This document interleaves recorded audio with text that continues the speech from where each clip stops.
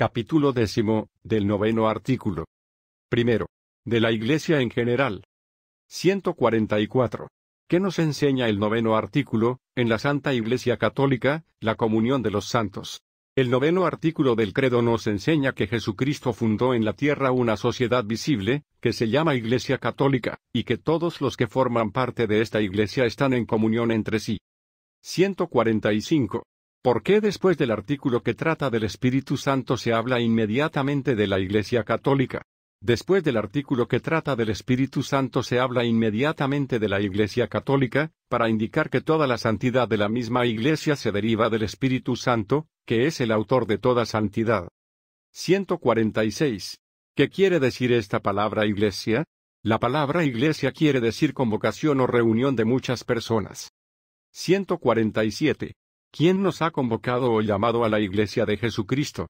Dios, por una gracia particular, nos ha llamado a la Iglesia de Jesucristo, para que con la luz de la fe, y la observancia de la divina ley le demos el debido culto y lleguemos a la vida eterna. 148. ¿Dónde se hallan los miembros de la Iglesia? Los miembros de la Iglesia se hallan, parte en el cielo, y forman la Iglesia triunfante, parte en el purgatorio, y forman la Iglesia purgante o paciente, y parte sobre la tierra, y forman la Iglesia militante. 149. ¿Constituyen una sola Iglesia estas diversas partes de la Iglesia? Sí, Señor, estas diversas partes de la Iglesia constituyen una misma Iglesia y un solo cuerpo, porque tienen una misma cabeza, que es Jesucristo, un mismo espíritu, que las anima y une entre sí, un mismo fin, que es la bienaventuranza eterna, la cual unos miembros gozan ya y otros la aguardan. 150. ¿A qué parte de la Iglesia se refiere principalmente este 9º artículo del credo? Este 9º artículo del credo se refiere principalmente a la Iglesia militante, que es la Iglesia en que estamos los presentes. Segundo. De la Iglesia en particular. 151. ¿Qué es la Iglesia Católica? La Iglesia Católica es la sociedad o congregación de todos los bautizados que, viviendo en la tierra, profesan la misma fe y ley de Cristo, participan en los mismos sacramentos y obedecen a los legítimos pastores, principalmente al Romano Pontífice. 152. Decir distintamente, ¿qué es necesario para ser miembro de la Iglesia? Para ser miembro de la Iglesia es necesario estar bautizado, creer y profesar la doctrina de Jesucristo, participar de los mismos sacramentos, reconocer al Papa y a los otros pastores legítimos de la Iglesia. 153. ¿Quiénes son los pastores legítimos de la Iglesia? Los pastores legítimos de la Iglesia son el Romano Pontífice, o sea, el Papa, que es el pastor universal, y los obispos. Además, con dependencia de los obispos y del Papa, tienen parte en el oficio de pastores los otros sacerdotes, y en especial los párrocos. 154. ¿Por qué decís que el Romano Pontífice es el pastor universal de la Iglesia? Porque Jesucristo dijo a San Pedro, primer Papa, tú eres Pedro, y sobre esta piedra edificaré mi Iglesia, y te daré las llaves del reino de los cielos, y todo lo que atares en la tierra será atado en el cielo, y lo que desatares en la tierra, será desatado también en el cielo. Y, asimismo, le dijo, apacienta mis corderos, apacienta mis ovejas. 155. ¿No pertenecen, pues, a la Iglesia de Jesucristo tantas sociedades de hombres bautizados que no reconocen al Romano Pontífice por cabeza? No, Señor, todos los que no reconocen al Romano Pontífice por cabeza no pertenecen a la Iglesia de Jesucristo. 156. ¿Cómo puede distinguirse la Iglesia de Jesucristo de tantas sociedades o sectas fundadas por los hombres y que se dicen cristianas? Entre tantas sociedades o sectas fundadas por los hombres, que se dicen cristianas, puédese fácilmente distinguir la verdadera Iglesia de Jesucristo por 4 notas, porque solo ella es una, santa, católica y apostólica. 157. ¿Por qué la Iglesia verdadera es una? La Iglesia verdadera es una porque sus hijos, de cualquier tiempo y lugar, están unidos entre sí en una misma fe, un mismo culto, una misma ley y en la participación de unos sacramentos bajo una misma cabeza visible, el Romano Pontífice. 158. ¿No podría haber más iglesias? No, Señor, no puede haber más iglesias, porque así como no hay más que un solo Dios, una fe y un solo bautismo, así no hay ni puede haber más que una sola y verdadera Iglesia. 159. ¿Pero no se llaman también iglesias los fieles unidos de una nación o diócesis? Se llaman también iglesias los fieles unidos de una nación o diócesis, pero con todo eso no son sino partes de la Iglesia universal, con la que forman una sola iglesia. 160. ¿Por qué la Iglesia verdadera es santa? La Iglesia verdadera es santa porque santa es su cabeza invisible, que es Jesucristo, santos muchos de sus miembros, santa su fe, su ley, sus sacramentos, y fuera de ella no hay ni puede haber verdadera santidad. 161. ¿Por qué la Iglesia verdadera es católica? La Iglesia verdadera es católica, que quiere decir universal, porque abraza a los fieles de todos los tiempos y lugares, de toda edad y condición, y todos los hombres del mundo son llamados a formar parte de ella. 162. ¿Por qué la Iglesia verdadera es, además, apostólica?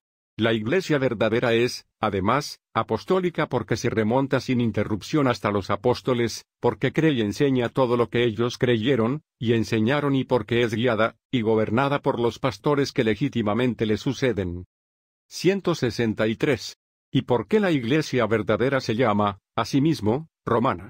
La Iglesia verdadera se llama, asimismo, romana porque los 4 caracteres de unidad, santidad, catolicidad y apostolicidad se hallan solo en la Iglesia, que reconoce por cabeza al obispo de Roma, sucesor de San Pedro. 164. ¿Cómo está constituida la Iglesia de Jesucristo? La Iglesia de Jesucristo está constituida como una verdadera y perfecta sociedad, y en ella, como en toda persona moral, podemos distinguir alma y cuerpo. 165. ¿En qué consiste el alma de la Iglesia? El alma de la Iglesia consiste en lo que tiene de interno y espiritual, que es la fe, la esperanza y la caridad, los dones de la gracia y del Espíritu Santo, y todos los celestiales tesoros que le provienen de los merecimientos de Cristo Redentor y de los santos. 166. ¿En qué consiste el cuerpo de la Iglesia? El cuerpo de la Iglesia consiste en lo que tiene de visible y externo, ya en la asociación de los congregados, ya en el culto y ministerio de la enseñanza, ya en su orden exterior y gobierno. 167. ¿Basta para salvarse ser como quiera miembro de la Iglesia católica? No, Señor, no basta para salvarse ser como quiera miembro de la Iglesia católica, sino que es necesario ser miembro vivo. 168. ¿Cuáles son los miembros vivos de la Iglesia? Los miembros vivos de la Iglesia son todos y solamente los justos, a saber, los que están actualmente en gracia de Dios. 169. ¿Y cuáles son los miembros muertos? Miembros muertos de la Iglesia son los fieles que se hallan en pecado mortal. 170. ¿Puede alguien salvarse fuera de la Iglesia católica, apostólica, romana? No, Señor, fuera de la Iglesia católica, apostólica y romana, nadie puede salvarse, como nadie pudo salvarse del diluvio fuera del arca de Noé, que era figura de esta Iglesia. 171. ¿Cómo, pues, se salvaron los antiguos patriarcas y profetas, y todos los otros justos del Antiguo Testamento? Todos los justos del Antiguo Testamento se salvaron en virtud de la fe que tenían en Cristo futuro, mediante la cual ya pertenecían espiritualmente a esta Iglesia. 172. ¿Podría salvarse quien sin culpa se hallase fuera de la Iglesia? Quien sin culpa, es decir, de buena fe, se hallase fuera de la Iglesia y hubiese recibido el bautismo o, a lo menos, tuviese el deseo implícito de recibirlo y buscase, además, sinceramente la verdad y cumpliese la voluntad de Dios lo mejor que pudiese, este tal, aunque separado del cuerpo de la Iglesia, estaría unido al alma de ella y, por consiguiente, en camino de salvación. 173. ¿Se salvaría quien, siendo miembro de la Iglesia católica, no practicase sus enseñanzas? ¿Quién, siendo miembro de la Iglesia católica, no practicase sus enseñanzas, sería miembro muerto y, por tanto, no se salvaría, pues para la salvación de un adulto se requiere no solo el bautismo y la fe, sino también obras conformes a la fe. 174. ¿Estamos obligados a creer todas las verdades que la Iglesia nos enseña? Sí, Señor, estamos obligados a creer todas las verdades que la Iglesia nos enseña, y Jesucristo declara que el que no cree, ya está condenado. 175. ¿Estamos, además, obligados a cumplir todo lo que la Iglesia nos manda? Sí, Señor, estamos obligados a cumplir todo lo que la Iglesia nos manda, porque Jesucristo ha dicho a los pastores de la Iglesia, el que a vosotros oye, a mí me oye, y el que a vosotros desprecia, a mí me desprecia. 176. ¿Puede errar la Iglesia en los que nos propone para creer? No, Señor, en las cosas que nos propone para creer la Iglesia no puede errar, porque, según la promesa de Jesucristo, está perennemente asistida por el Espíritu Santo. 177. ¿Es, pues, infalible la Iglesia católica? Sí, Señor, la Iglesia católica es infalible, y a esta causa, los que rechazan sus definiciones pierden la fe y se hacen herejes. 178. ¿Puede la Iglesia católica ser destruida o perecer? No, Señor, la Iglesia católica puede ser perseguida, pero no destruida ni perecer. Durará hasta el fin del mundo, porque hasta el fin del mundo estará con ella Jesucristo, como Él lo ha prometido. 179. ¿Por qué es tan perseguida la Iglesia católica? La Iglesia católica es tan perseguida porque también fue perseguido su divino fundador y porque reprueba los vicios, combate pasiones y condena todas las injusticias y errores. 180. ¿Tienen los católicos otros deberes que cumplir con la Iglesia? Todo católico ha de profesar un amor sin límites a la Iglesia, estimarse por infinitamente honrado y feliz de pertenecer a ella, y procurar su gloria y acrecentamiento por cuantos medios pueda. Tercero. De la Iglesia docente y de la Iglesia discente o enseñada. 184. ¿Quién ha establecido esta distinción en la Iglesia? Esta distinción en la Iglesia la ha establecido el mismo Jesucristo. 185. Son, pues, dos iglesias distintas la Iglesia docente y la Iglesia discente. La Iglesia docente y la Iglesia discente son partes distintas de una misma y única Iglesia, como en el cuerpo humano la cabeza es distinta a los otros miembros, y con todo forma con ellos un solo cuerpo. 186. ¿Quiénes componen la Iglesia docente? Componen la Iglesia docente todos los obispos, con el romano pontífice a la cabeza, ya se hallen dispersos, ya congregados en concilio. 187. ¿Y quiénes componen la Iglesia discente o enseñada? Componen la Iglesia discente o enseñada todos los fieles. 188. ¿Quiénes, pues, tienen en la Iglesia la autoridad de enseñar? La autoridad de enseñar la tienen en la Iglesia el Papa y los obispos, y con dependencia de ellos, los demás sagrados ministros. 189. ¿Estamos obligados a escuchar a la Iglesia docente? Sí, por cierto, todos estamos obligados a escuchar a la Iglesia docente, so pena de eterna condenación, porque Jesucristo dijo a los pastores de la Iglesia en la persona de los apóstoles, el que a vosotros oye, a mí me oye, y el que a vosotros desprecia, a mí me desprecia. 190. ¿Tiene la Iglesia algún otro poder además de la autoridad de enseñar? Sí, Señor, además de la autoridad de enseñar, tiene la Iglesia especialmente el poder de administrar las cosas santas, hacer leyes y exigir su cumplimiento. 191. ¿Viene del pueblo el poder que tienen los miembros de la jerarquía eclesiástica? El poder que tienen los miembros de la jerarquía eclesiástica no viene del pueblo, y decir esto sería herejía, sino que viene únicamente de Dios. 192. ¿A quién compete el ejercicio de estos poderes? El ejercicio de estos poderes compete exclusivamente al orden jerárquico, es decir, al Papa y a los obispos a él subordinados. Cuarto. Del Papa y de los obispos. 193. ¿Quién es el Papa?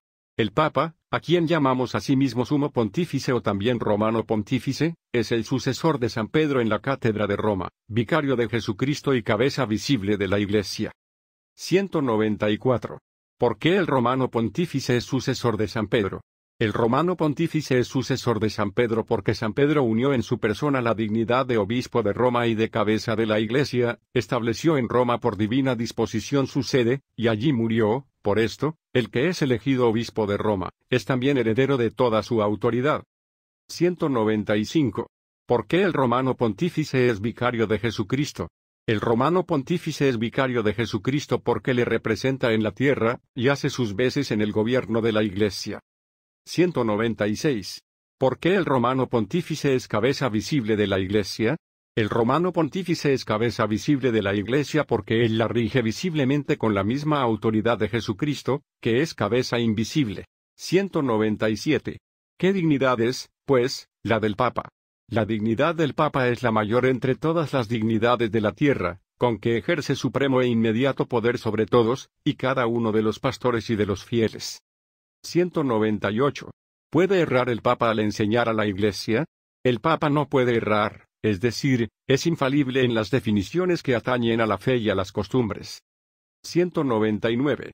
¿Por qué motivo el Papa es infalible? El Papa es infalible por la promesa de Jesucristo, y por la continua asistencia del Espíritu Santo. 200. ¿Cuándo es infalible el Papa? El Papa es infalible solo cuando, en calidad de pastor y maestro de todos los cristianos, en virtud de su suprema y apostólica autoridad, define que una doctrina acerca de la fe o de las costumbres debe ser abrazada por la Iglesia universal. Notar que la infalibilidad no significa que personalmente el Papa no pueda cometer errores o pecado. El Papa puede tener opiniones personales en temas militares, económicos o políticos y estas no son infalibles, es decir, libres de error, porque no se refieren a la enseñanza de la fe y de la moral de la Iglesia. 201. ¿Qué pecado cometería el que no creyese las solemnes definiciones del Papa? El que no creyese las solemnes definiciones del Papa, o aunque solo dudase de ellas, pecaría contra la fe, y si persistiese obstinadamente en esa incredulidad, ya no sería católico, sino hereje. 202. ¿A qué fin ha otorgado Dios al Papa el don de la infalibilidad? Dios ha otorgado al Papa el don de la infalibilidad para que todos estemos ciertos, y seguros de la verdad que la Iglesia nos enseña. 203. ¿Cuándo definió la Iglesia que el Papa es infalible? La Iglesia definió en el Concilio Vaticano I que el Papa es infalible, y si alguien presumiese contradecir a esta definición, sería hereje y excomulgado. 204. ¿Ha establecido la Iglesia alguna nueva verdad de fe al definir que el Papa es infalible? No, Señor, la Iglesia no ha establecido ninguna nueva verdad de fe al definir que el Papa es infalible, sino solamente ha definido, para oponerse a los nuevos errores, que la infalibilidad del Papa, contenida ya en la Sagrada Escritura y en la tradición, es una verdad revelada por Dios, y, por consiguiente, que ha de creerse como dogma o artículo de fe. 205. ¿Cómo debe portarse todo católico respecto al Papa? Todo católico debe reconocer al Papa como Padre, Pastor y Maestro universal, y estar unido con él de entendimiento y corazón. 206. ¿Quiénes son por institución divina los personajes más venerados de la Iglesia después del Papa? Los personajes más venerados de la Iglesia después del Papa son, por institución divina, los obispos. 207. ¿Quiénes son los obispos? Los obispos son los pastores de los fieles, puestos por el Espíritu Santo para gobernar la Iglesia de Dios en las sedes que se les han encomendado, con dependencia del Romano Pontífice. 208. ¿Qué es el obispo en su propia diócesis? El obispo en su propia diócesis es el pastor legítimo, el padre, el maestro, el superior de todos los fieles, eclesiásticos y seglares, que pertenecen a la misma diócesis. 209. ¿Por qué llamamos al obispo pastor legítimo? Llamamos al obispo pastor legítimo porque la jurisdicción, esto es, el poder que tiene de gobernar a los fieles de la propia diócesis, se le ha conferido según las normas y leyes de la Iglesia. 210. ¿De quiénes son sucesores el Papa y los obispos? El Papa es sucesor de San Pedro, príncipe de los apóstoles, y los obispos son sucesores de los apóstoles en lo que mira al gobierno ordinario de la Iglesia. 211. ¿Debe el fiel estar unido a su propio obispo? Sí, Señor, todo fiel, eclesiástico o seglar, debe estar unido de entendimiento y de corazón a su propio obispo, en gracia y comunión con la sede apostólica. 212. ¿Cómo debe portarse todo fiel con su propio obispo? Todo fiel, eclesiástico o seglar, debe reverenciar, amar y honrar a su obispo, y prestarle obediencia en todo lo que se refiere a la cura de almas y al gobierno espiritual de la diócesis. 213. ¿De quién se ayuda el obispo en la cura de almas? El obispo, en la cura de almas, se ayuda de los sacerdotes, y principalmente de los párrocos. 214. ¿Quién es el párroco? El párroco es un sacerdote designado para presidir y dirigir con dependencia del obispo, una parte de la diócesis, que se llama parroquia. 215.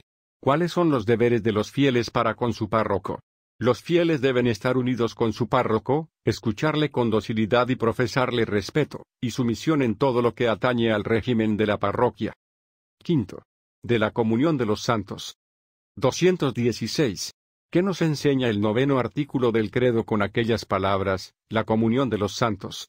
Con las palabras, la comunión de los santos, el 9º artículo del credo nos enseña que en la Iglesia, por la íntima unión que existe entre todos sus miembros, son comunes los bienes espirituales que le pertenecen, así internos como externos. 217. ¿Cuáles son en la Iglesia los bienes comunes internos? Los bienes comunes internos en la Iglesia son, la gracia que se recibe en los sacramentos, la fe, la esperanza, la caridad, los méritos infinitos de Jesucristo, los merecimientos sobreabundantes de la Virgen, y de los santos y el fruto de todas las buenas obras que se hacen en la misma Iglesia. 218. ¿Cuáles son los bienes comunes externos en la Iglesia? Los bienes externos comunes en la Iglesia son, los sacramentos, el santo sacrificio de la misa, las públicas oraciones, las funciones religiosas y las demás prácticas exteriores que unen a los fieles entre sí. 219. ¿Entran todos los hijos de la Iglesia en esta comunión de bienes?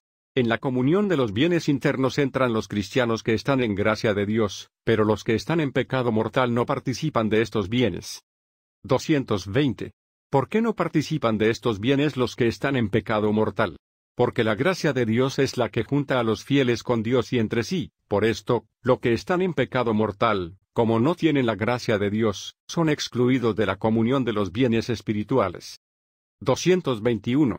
Luego, no perciben ninguna utilidad de los bienes internos y espirituales de la Iglesia los cristianos que están en pecado mortal. Los cristianos que están en pecado mortal no dejan de percibir alguna utilidad de los bienes internos y espirituales de la Iglesia de que están privados, en cuanto conservan el carácter de cristiano, que es indeleble, y son ayudados de las oraciones y buenas obras de los fieles para alcanzar la gracia de convertirse a Dios. 222. ¿Pueden participar de los bienes externos de la Iglesia los que están en pecado mortal? Los que están en pecado mortal pueden participar de los bienes externos de la Iglesia, con tal que no estén separados de la Iglesia por la excomunión. 223. ¿Por qué los miembros de esta comunión, tomados en conjunto, se llaman santos? Los miembros de esta comunión se llaman santos, porque todos son llamados a la santidad y fueron santificados por medio del bautismo, y muchos de ellos han llegado ya a la perfecta santidad. 224. ¿Se extiende también al cielo y al purgatorio la comunión de los santos?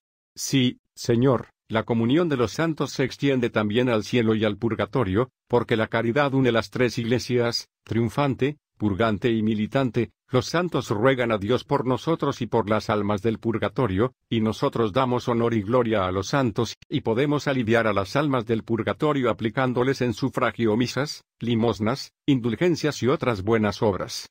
Sexto. De los que están fuera de la Iglesia. 225.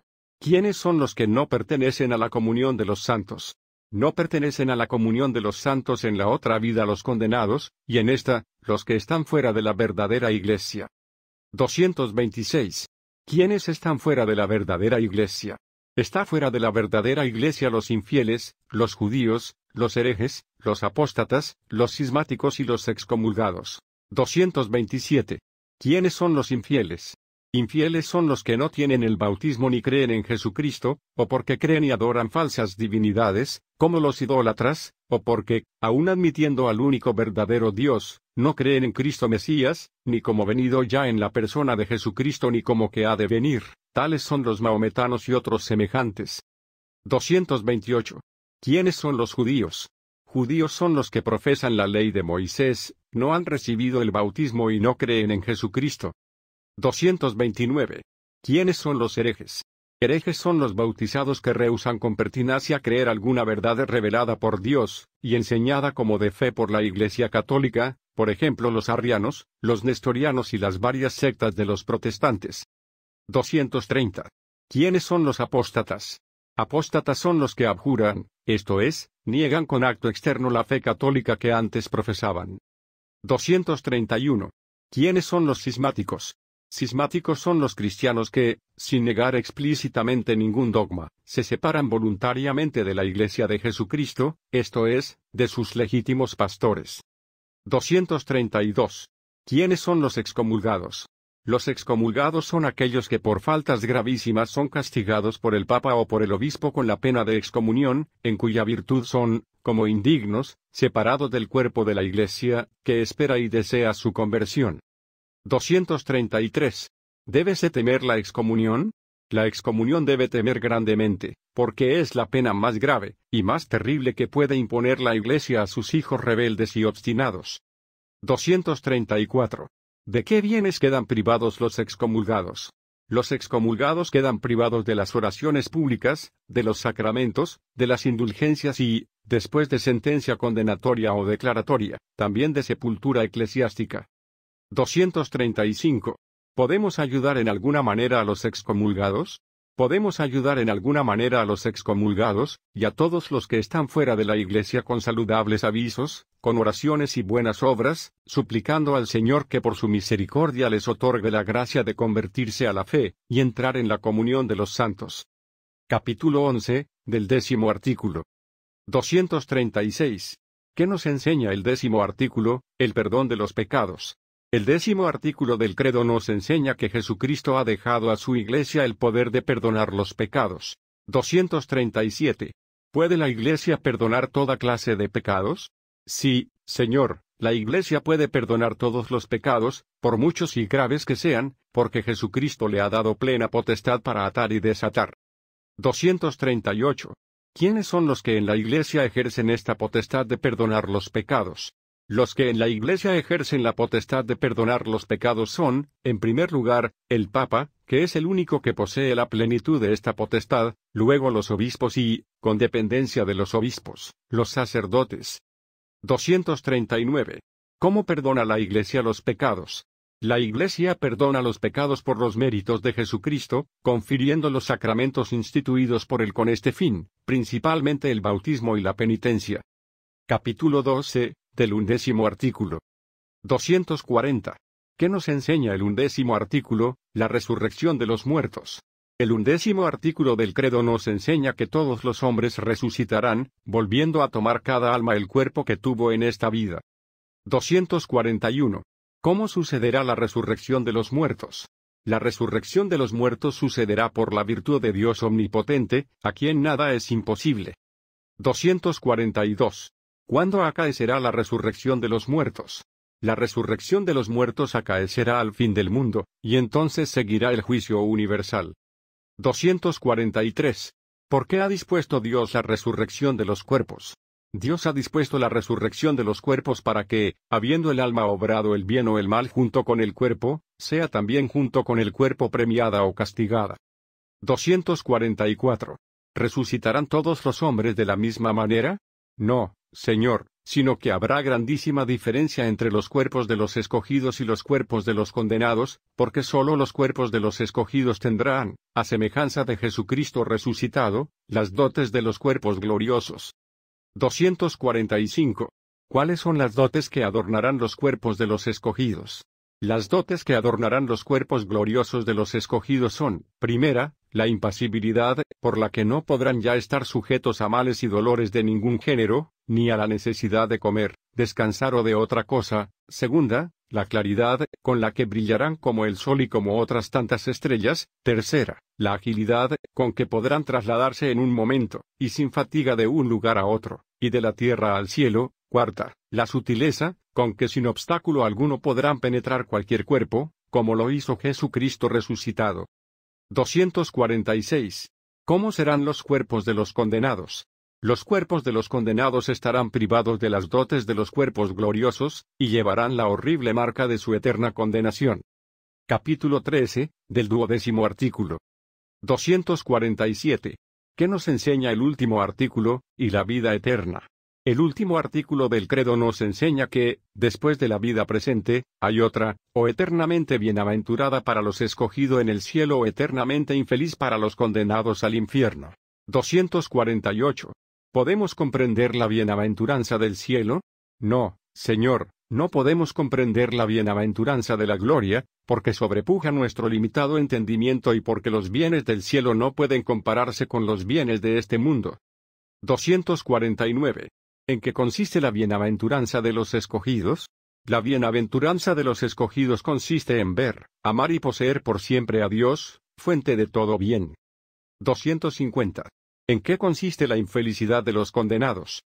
La infelicidad de los condenados consiste en ser privados por siempre de la vista de Dios, y castigados con eternos tormentos en el infierno. 251. ¿Son únicamente para las almas los bienes del cielo y los males del infierno?